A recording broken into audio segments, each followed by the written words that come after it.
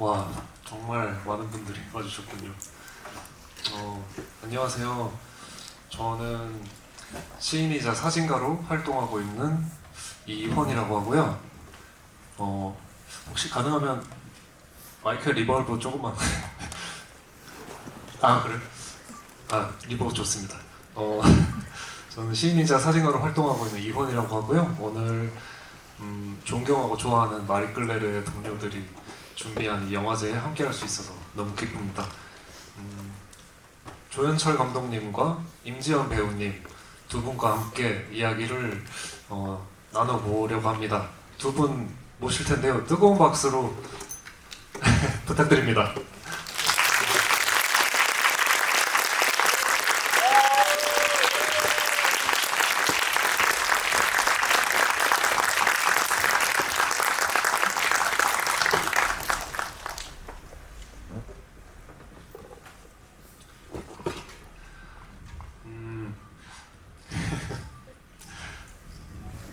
인간 중독, 리볼버, 더 글로리, 옥시 부인전 같은 뛰어난 작품에서 매우 다른 옷을 입으면서 되게 폭넓은 연기를 계속 보여주시고 계신 임지연 배우님 모셨고요.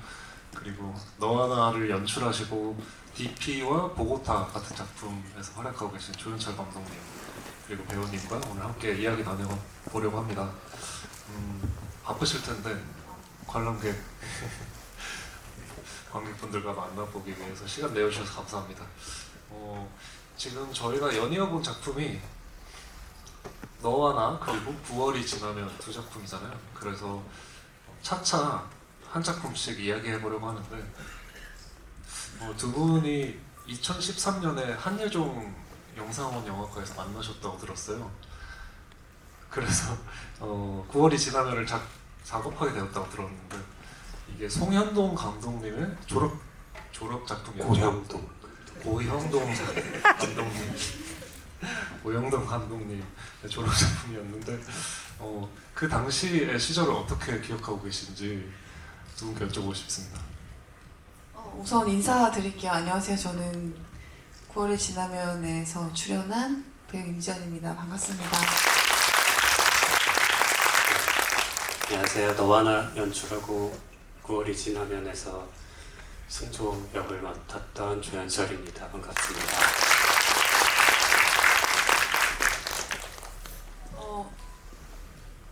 질문이 뭐였죠?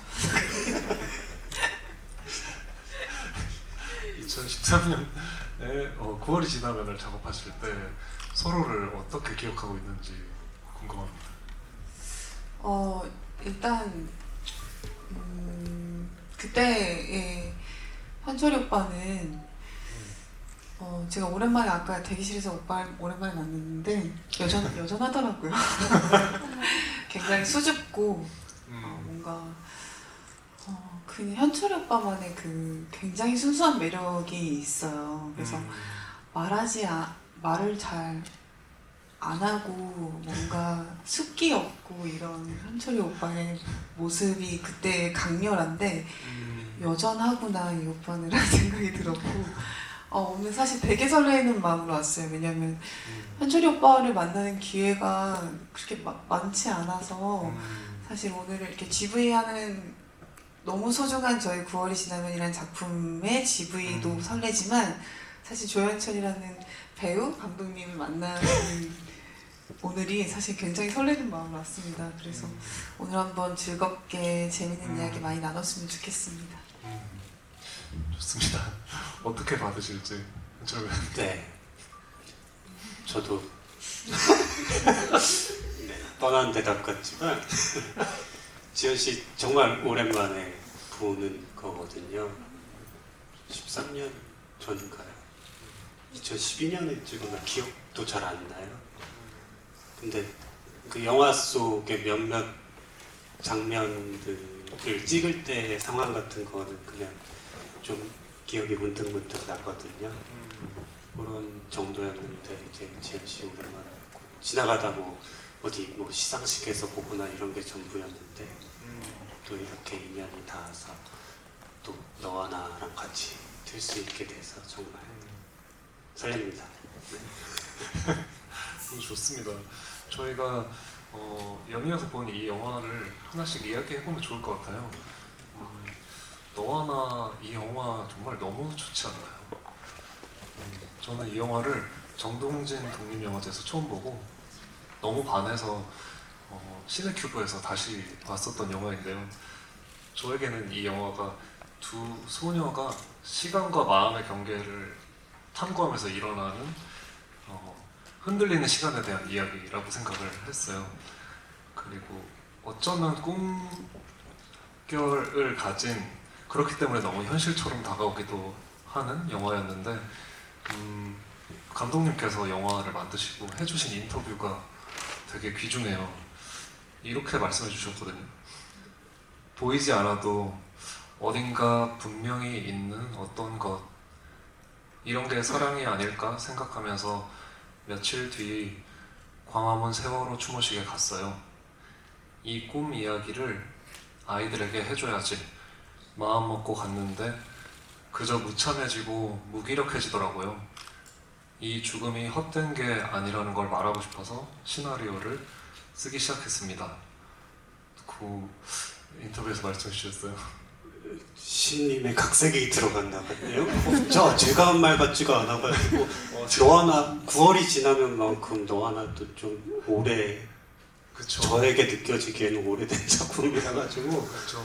네, 되게 색다릅니다. 시님이 또 그렇게 읽어주시니까 제가 제가 사뭇 너무 무겁게 읽었을까요? 제가 한겨레에서 하신 인터뷰가 너무 좋아서 문장을 좀 가져왔는데 이 너와 나라는 작품이 작품을 만든 감독님 안에는 어떻게 남아있을지 좀 궁금했어요. 하은과 샘이라는 인물이 시간이 지나면서 제 안에서도 다르게 기억이 되는데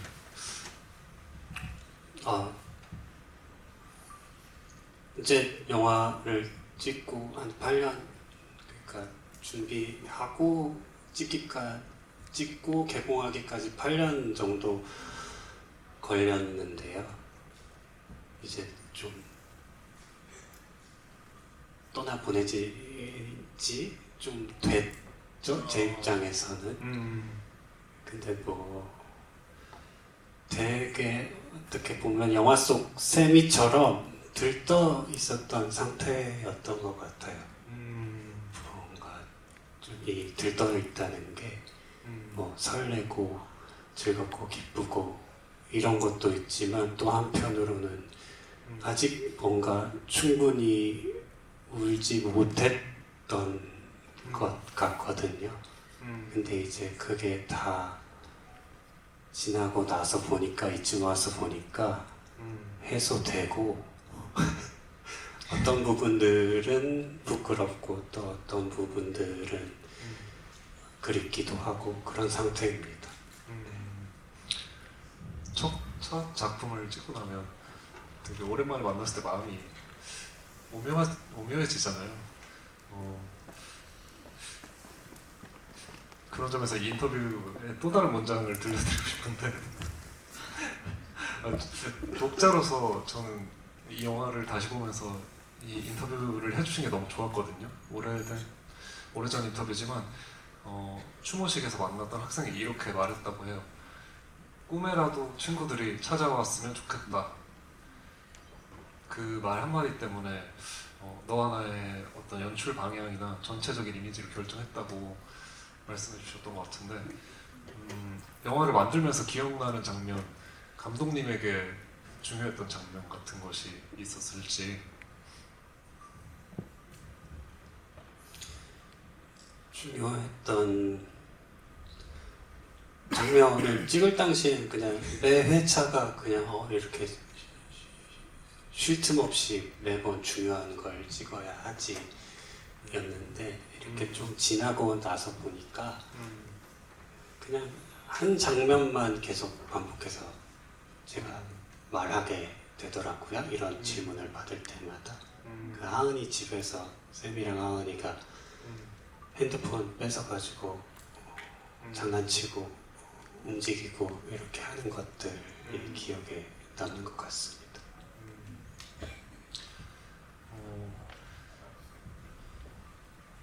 하은의 집에서 그렇고 바깥에서도 그렇고 역광을 많이 사용하시고 노출을 높여서 찍으신 그 시각적인 기법들이 저한테는 되게 CJ를 뭔가 계속 건드리는 흥미로운 연출법이었어서 되게 좋았다는 말씀을 드리고 시간이 많지 않으니 9월이 지나면에 대해서도 또 이야기를 해보면 좋을 것 같아요.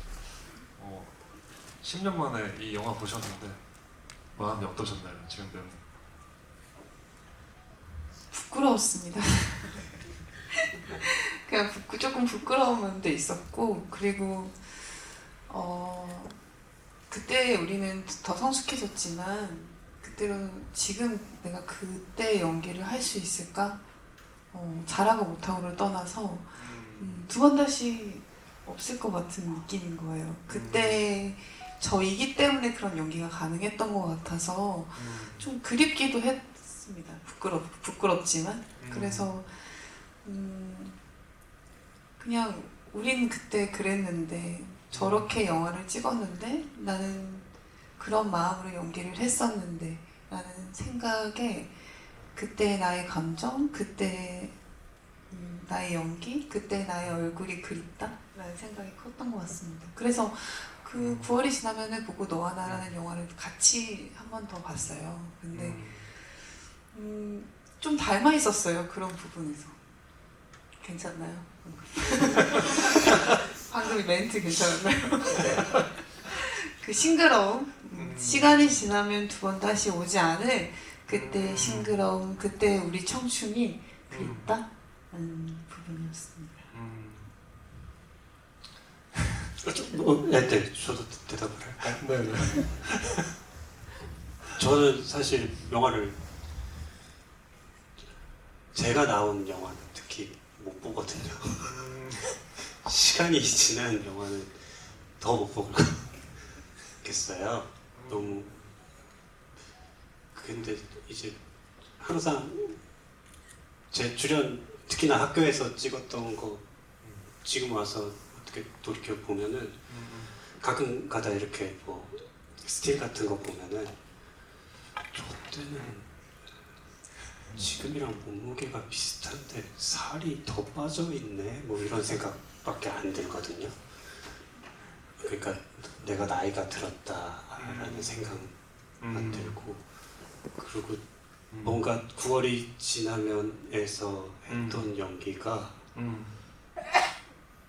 되게 어설프고 약간 풋풋한데 아까 지한 씨가 말했던 것처럼 그 나름대로의 그때만 할 수 있었던 어떤 연기이지 않을까. 지금 와서 또 그런 걸 하라 그러면 그런 느낌이 안 살지 않을까, 그런 느낌이 듭니다. 이게 그 두 분의 커리어의 거의 가장 초창기에 찍으신 작품이잖아요. 지금 상업적으로 데뷔 전에 사실 학교 다닐 때 찍었던 영화예요. 학생 영화라고 하죠. 근데 독립 영화이고 학생 영화인데 모든 공간이며 모든 뭐 소품이며 뭐 이런 것들이 다 저희 사비였고 그 집이 심지어 현철이 오빠 집이었어요. 아 그래요? 그 집 1층에 살았는데, 새들어 살았는데, 그 집 정원에 모기가 진짜 많고 벌레가 많은데 그 공간에다가 테이블을 펴놓고 파스타를 해서 먹더라고요. 맞아요. 그런 것들이 어떻게 보면 너와 나보다 더 꿈같고 비현실적이었죠. 제가 기억나는 게 뭐냐면 그 집에서 이제 그 막 기타로 노래를 쳐주고 파스타를 먹는 그 장면인데 그 집이 실제 현철이 오빠 집이다 보니까 화장실에 가고 싶은데 현철이 오빠한테 허락을 받았었어요. 화장실 좀 써도 되나요, 승조님? 그만큼 되게 열악하고 어떻게 보면 그 당시니까 가능했던 그런 순간들이 되게 많은 것 같아요. 저는 추억이 좀 많아가지고 그래서 저도 사실 제가 출연한 영화나 그런 걸 거의 잘 못 봐요. 뭐 드라마도 마찬가지고. 근데 유일하게 가끔 가을이 오면 좀 선선한 바람이 여름이 지나고 불기 시작하면 유일하게 다시 좀 한 번씩 꺼내보고 싶은 유일한 영화가 9월이 지나면인 것 같아요. 어쨌든 한예종에서 두 배우님이 만나서 이 작품이 저에게 굉장히 소중한 작품이 나왔다는 게 감사하고 한예종 감사합니다. 그 대사도 굉장히 좋았어요. 저에게는 지연이라는 인물이 그렇게 말하잖아요. 역사의 중심에 있었던 곳이잖아요. 지금은 다 지나가 버린 일이지만 시간을 버티고 있었다는 것만으로 대단하지 않아요? 이렇게 이야기 나눴는데 그 대사가 물론 역사적인 사건을 다루는 맥락에서 했던 말이긴 하지만 이 대사가 저에게는 20대 초중반에 굉장히 미숙하고 절실하고 연약한 그 시절을 떠올리게 하는 말이기도 했거든요. 그래서 지금 이 영화를 보는 사람들한테 이 대사가 어떻게 가닿을까 궁금해하면서 지연 배우님 인터뷰를 이렇게 저렇게 찾아봤어요. 근데 좀 감동적이었던 것이 이 영화에서 지연이라는 인물이 했던 대사와 결이 비슷한 말을 지연 배우님께서 JTBC 인터뷰에서 하셨더라고요. 그래서 10년을 지나온 지연이라는 인물 그리고 그것을 연기한 지연 배우님에게 이 인터뷰에서 하셨던 말을 돌려드리고 싶어서 가지고 왔는데 네. 놀랍게도 이렇게 말씀하셨더라고요. 저는 왜 이렇게 나는 왜 이렇게 재능이 없지? 그리고 잘 모르겠고 너무 좌절할 때도 타고난 게 없다고 느낄 때도 저는 연기가 너무 하고 싶었어요. 더 집요하게 연구하고 고민해야 되겠다. 잘 못하더라도 노력이 부족했기 때문이어서는 안 되겠다. 한 번도 그만두고 싶다고 생각하지 않았다고 인터뷰를 해주셨더라고요.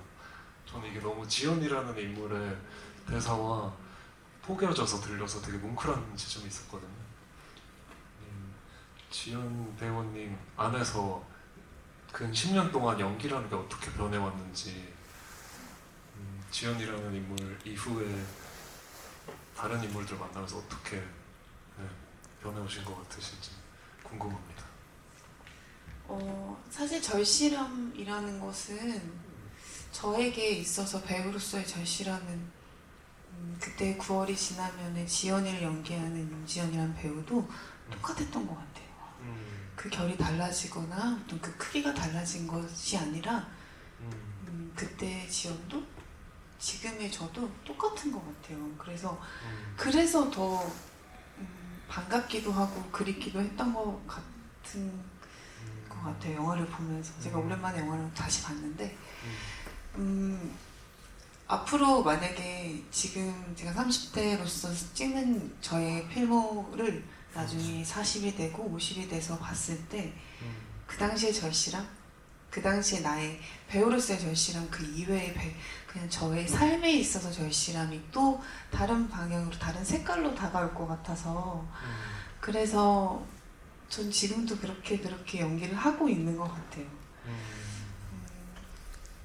매번 그 순간이 소중하게 떠오르고 어떤 저의 배우로서의 어떤 결과를 떠나서 그래서 과정이 중요한 것이고 그래서 9월이 지나면 작품의 그 당시의 그 기억들이 지금의 저를 만든 것 같아서 그래서 네 그렇습니다.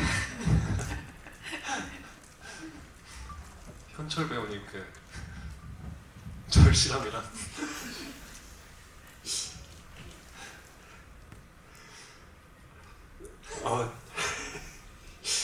연기에 있어서 말씀하시는 건가요? 사실 연기에 있어서 하면 제가 아무 생각 없이 하고 있어가지고 연기는 정말로 하면 하는 거라서 이게 조연철이라는 배우의 매력인 것 같아요. 이 아무 생각하지 않는 거. 엄청난 매력과 재능이라 생각하거든요. 왜냐면 제가 9월이 지나면이라는 작품을 찍었을 때도 똑같이 느꼈어요. 그냥 저는 굉장히 많은 계산과 이렇게 하는데 정말 저 오빠는 아무 생각 없이 연기하는 것 같은 거예요. 약간 부정적인 뉘앙스. 아니에요. 굉장히 긍정적인 거예요.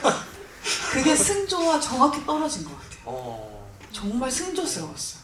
왜냐면 저한테 그 노래를 불러줄 때도 막 그럼 너는 나카야마 미오한테 고마워해라는 대사를 하는데도 저는 대본을 읽을 때도 이거 너무 오글거려 막 그때 그랬었던 것 같은데 정말 이 오빠는 아무 생각 없이 그 대사를 하는 것 같은 거예요.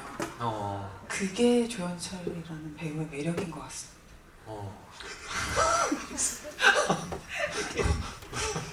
너무 부러워요. 가끔 부럽기도 했어요. 저 이런 부분들이. 근데 그냥 그래서 색깔이 분명하지 않나. 맞나요? 감독님? 네, 네, 칭찬해 주셔서 감사합니다. 감사해요. 근데 이거는 제가 다른 배우분들 보면서도 느끼는 거지만 저 같은 배우들이 종종 있고요. 너와 나로 치자면 하은이가 약간 그런 식으로 연기를 하는 것 같아요. 하는 것 같고 또 다른 측면에서 지현 씨처럼 이렇게 하고 있는 배우들이 저는 뭔가 너와 나를 하면서 이제 혜수 씨 연기 모니터로 보면서 와 저건 어떻게 저렇게 하고 있지라는 생각을 했거든요. 그런 것들을 뭔가 실제로 성취할 수 있는 배우들이 따로 있는 것 같아요.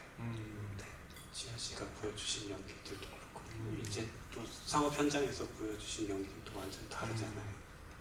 그런 것들인 것 같습니다. 뭔가 이어지는 이야기일 수도 있을 것 같은데 그 기타를 치면서 노래하는 장면에서 승조가 갑자기 굉장히 단호하게 승조치고는 단호하게 그럼 너 나 보지 마. 눈 감고 들어. 이렇게 말하잖아요. 그리고 나서 노래를 부르는데 미세한 그 떨림이 느껴져서 와 진짜 너무 아름답다. 너무 계산한 아름답죠. 걸까? 맞아요. 전혀 계산하지 않았을 거예요. 그 노래를 잘하는 정도가 네. 너무 완벽한 거예요. 그 뭔가 완벽하지 않은 기교가 없는 그 뭔가 담백하고 약간 이탈되는 약간 맞아요. 음정마저 매력적. 맞아요. 너무 진짜로 노래를 하고 계신 거예요 거기서. 근데 저는 실제로 봤으니까. 근데 너무 괜찮은, 너무 매력적인데 정말 아무 생각 없는 것 같기도 하고. 어떠셨나요? 그 노래 불러줄 때 그 당시 기억이 나시나요? 네, 이제 감독님이 영화에서 이걸 불러야 돼 라고 했을 때 속으로 욕을 했죠. 이런 게 어딨냐. 예상하지 못한다. 그러니까 제가 너와 나 같은 거 찍어놓고 이런 얘기하면 좀 이상하지만 네. 저한테는 9월이 지나면이 약간 부끄러워요. 많이 부끄러운 장면들이 많아요. 약간 좀 네. 그래서 실제로 그 지연이한테 그럼 보지 마라고 했을 때 진심이 담겨 있을 수밖에 없죠. 실제로 너무 부끄러웠으니까요. 너무 부끄럽고 노래 부를 때도 너무 떨렸고 그랬어요. 너무 부끄러웠습니다. 부모님이 그 당시에 너무 네. 잘 알고 연출을 그렇게 하신 것 같아요. 역시. 분명히 부끄러워할 것이다. 그리고 떨려할 것이다라는 거를 그 순간 캐치를 되게 잘해. 그리고 많이 부르지도 않았어요 노래를. 한 2번 정도 부르고 그쵸. 완곡을 하고 끝났던 것 같아요. 네, 그랬네요. 이게 약간 업이라고 하죠.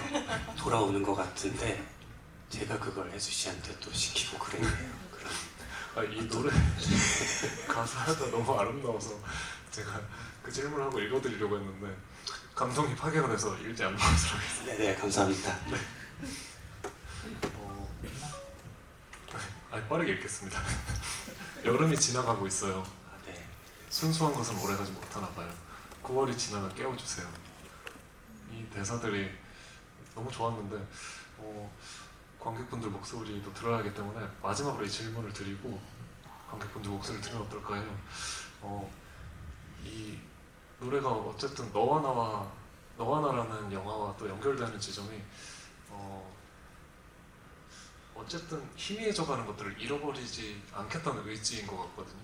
그리고 계속 그것을 움켜쥐고 아픔을 정면으로 직시하겠다는 어떤 결연함 같은 것이 부드럽지만 분명한 그 결연함이 있는 것 같은데 그런 의미에서 두 분이 근래에 지나고 있는 근래에 직면하고 싶은 것들은 무엇인지 마지막으로 여쭙고 싶습니다. 저요. 네. 근데 저는 솔직히 얘기하면 재미가 없어질 것 같아가지고 해주세요. 제 팬분들은 제가 요새 뭘 하고 다니는지 아시겠지만 명상을 좀 많이 하거든요. 그래서 아직 초보자 단계지만 저는 요새 거의 대부분 지금 이 순간에도 숨만 보고 있어요. 계속해서. 숨이요? 네, 숨만 보려고 노력하고 있습니다. 죄송합니다. 죄송해요. 숨을 어떻게 볼 수 있죠? 숨을 그러니까 요 인중 부위를 지나다니는 숨을 여기를 스치는 숨을 보다가 이제 좀 시간이 지나면 0.3mm를 떨어져 있는 지점에 숨을 느끼려고 하는 거죠. 느끼고 감각하려고 하는 거군요. 몸으로.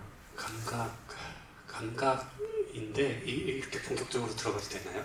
아직 저는 재밌거든요. 얘기가 너무. 아니요, 넘어가겠습니다. 네. 네, 안 될 것 같습니다. 네, 지금 배우님 어떤 걸 마주보고 하고 계신가요? 저는 요새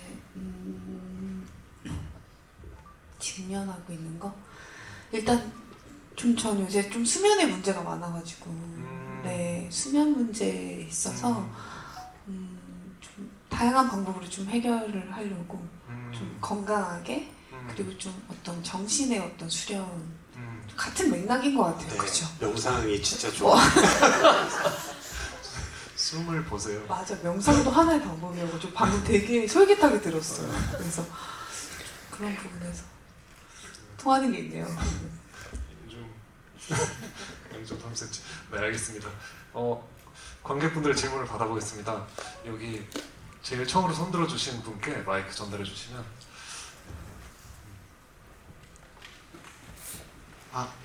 네, 영화 굉장히 잘 보았습니다. 일단 9월이 지나면을 먼저 여쭤보려고 하는데요. 여기 영화에서 러브레터랑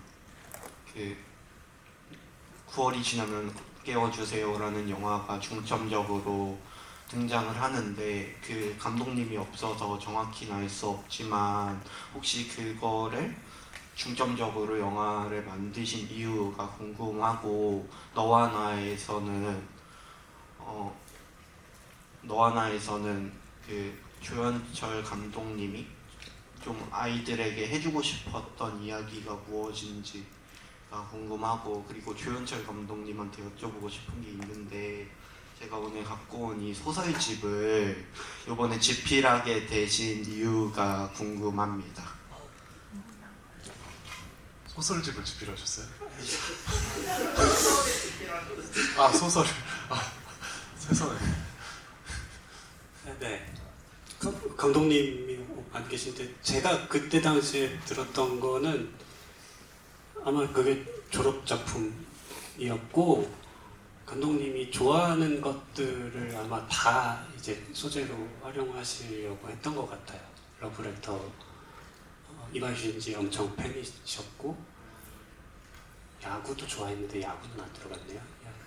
안도 타다오도 항상 학교 다닐 때 얘기했었고 그랬던 것 같네요. 네, 그랬었고 지현 씨 뭐 기억나는 거 있나요? 그거 맞아요. 그 감독님이 좋아하시는 것들을 다 총집합해가지고 거기 나오는 안도타다부터 나카야마미요부터 시작해서 다 감독님 친구. 그래서 사실 그냥 하고 싶은 거 다 하신 것 같아요. 감독님.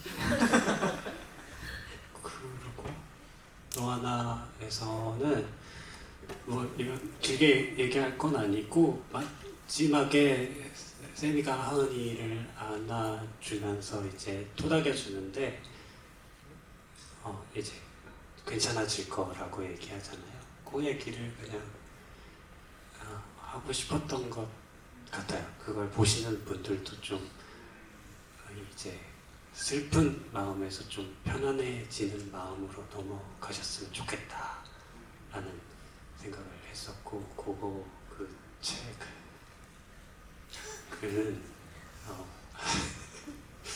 사실은 이제 제가 뭐 친구들이랑 이제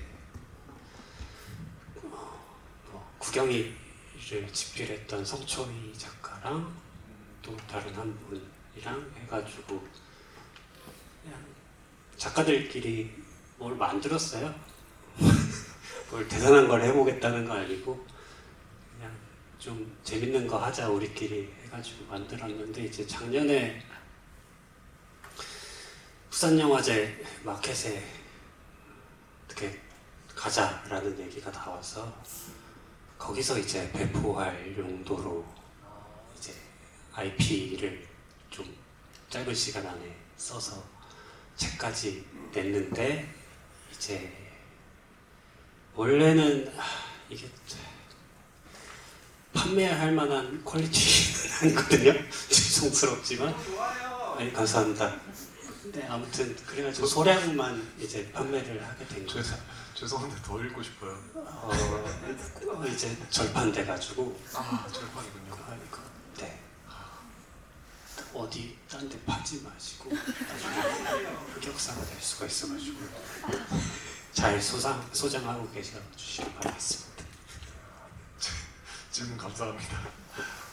또 다른 관객분, 중간에 손들어 주신 관객분께 마이크 전달해 주시면.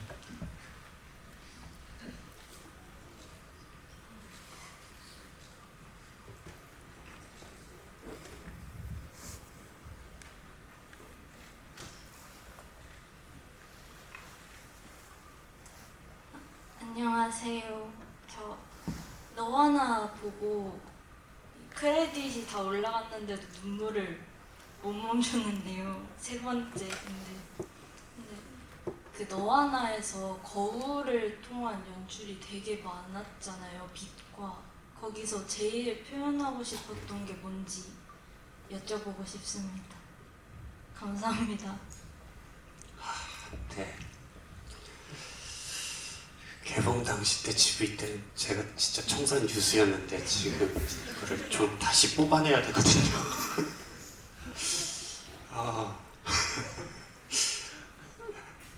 유독 네, 제가 뭐를 이게 장면을 구상하거나 소품을 배치할 때 항상 그냥 일단 그렇게 써놓고서 나중에 이제 의미라고 해야 될까요? 사실 의미랄 것도 없다라는 생각을 가지고 사는데, 아무튼 그 거울은 뭐라 그래야 되죠? 너하나가 이게 제 의도는 영화 자체가 뭐 너와 나 사이의 어떤 경계라거나 꿈과 현실 사이의 경계라거나 시간의 경계라거나 이런 것들을 조금 이렇게 좀 문질러서 좀 희미해지게 하는 시도였거든요. 그런 것들을 사실 그런 분별이랄 것이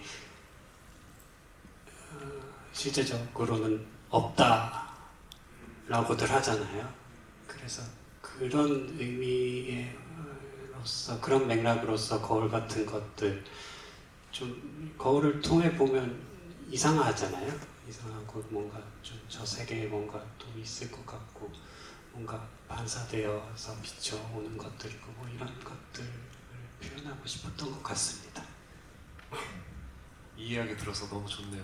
저에게 3분의 시간이 더 남아 있습니다. 가운데 손들어 주신 분.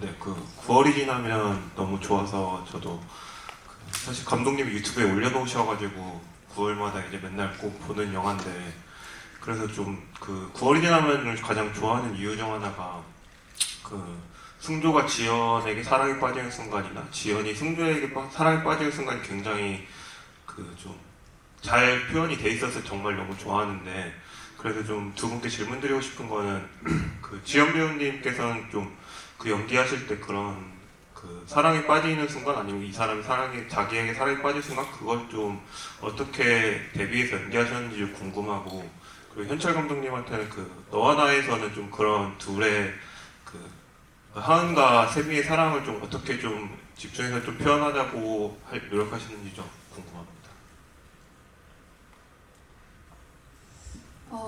제가 생각했을 때는 지연이가 승조한테 빠지는 순간, 승조가 지연이한테 빠지는 순간은 어떻게 보면 명확할 수 있는데, 지연이가 승조한테 빠지는 순간은 사실 뭔가 명확하지 않으면서도 알 것 같은 느낌인 것 같아요. 그래서 그거를 그냥 이 순간이야 라고 정해놓지 않았던 것 같아요. 그리고 한편으로는 오히려 지연이는 승조가 자기를 애초부터 좋아할 수도 나를 좋아하는 것 같은 데를 알고도 있을 수도 있겠다는 생각이 들었어가지고 그래서 저는 그렇게 연기를 했던 것 같아요. 그래서 그 부분이 조금 매력적으로 영화에서 다가가지 않았나라는 생각이 들었고 또 둘의 어떻게 보면 비슷한 부분은 둘 다 사실 되게 독특하거든요. 지연이도 어떠한 무리에 어울리지 못하는 누군가 좀이고 승조도 마찬가지의 캐릭터라고 생각했어요. 근데 그 두 캐릭터가 만났을 때 오는 그 교류가 조금 둘의 사랑을 표현하지 않았나라는 생각이 듭니다. 또 하나, 일단은 관객들이 보기 전부터 이들이 사랑하고 있다라고 저는 염두에 두고 작업을 했거든요. 근데 이게 어떤 방식으로 이루어질지에 대해서 중점을 좀 뒀고 제가 어떤 작품들을 볼 때 특히나 극의 형태를 띈 작품들을 볼 때 흥미로워하는 거는 이 사람들이 자신의 본심을 숨기고 뭔가 다른 말들이나 행동, 떠보는 행동 같은 것들을 할 때가 저는 재미있거든요. 그게 일단 뭐 멜로 드라마뿐만이 아니라 스릴러나 코미디나 이런 거를 볼 때 항상 의도를 숨기고 다른 행동, 그거와 반대되는 행동들을 하는 장면들에서 일종의 저는 서스펜스 같은 거를 느끼는 것 같아요. 그런 것들을 좀 긴장감 있게 이게 멜로 드라마이긴 하지만 그런 것들을 좀 느끼게 하려고 연출도 그렇고 대본도 그렇고 썼던 것 같습니다. 계속 이야기 듣고 싶은데 너무 아쉽게도 저희가 준비할 시간이 다 됐어요.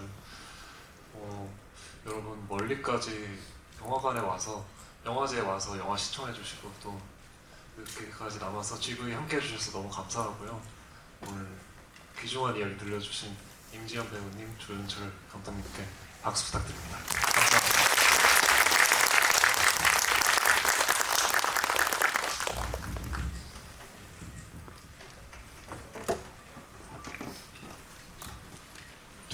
감사합니다.